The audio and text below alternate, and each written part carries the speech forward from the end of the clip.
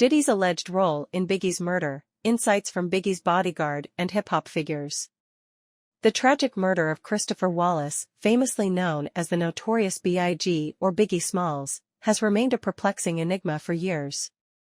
In a recent turn of events, Biggie's former bodyguard has come forward to provide a new perspective on the events leading up to the iconic rapper's untimely demise. Shockingly, these revelations suggest that Sean Diddy Combs, a prominent figure in the hip-hop industry, may have had a more significant involvement in the narrative than previously believed. The reopened case surrounding Tupac Shakur's murder has reignited interest in the circumstances surrounding his tragic death. With this, the spotlight has inevitably turned to Diddy, and allegations of his involvement in a murder-for-hire plot have surfaced, along with questions about his role in the subsequent killing of Biggie. This revelation opens up a Pandora's box of inquiries that challenge the accepted narratives. One of the most startling allegations is that Diddy might have paid a considerable sum, $1 million, for Tupac's murder, potentially part of a feud between East Coast and West Coast hip-hop that had reached a boiling point. This theory implies that Diddy might have considered Tupac a threat to the East Coast's hip-hop dominance and used this extreme measure in retaliation.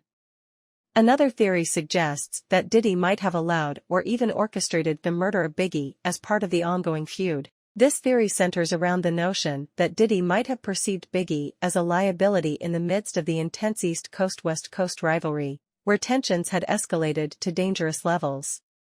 The East Coast-West Coast feud was a defining moment in hip-hop history, marked by rivalries between record labels Death Row Records on the West Coast, led by Suge Knight, and Bad Boy Records on the East Coast, led by Diddy. The competition for dominance in the music industry, personal conflicts, and the tragic deaths of Tupac and Biggie further fueled this rivalry. A shocking revelation made by Biggie's former bodyguard suggests that the stickers found on Biggie's rented car were not coincidental. Biggie's car was intentionally targeted, and it was believed that the street team hired by Bad Boy Records had access to plant the incriminating stickers. Strangely, Diddy's car was devoid of such stickers, further raising suspicions.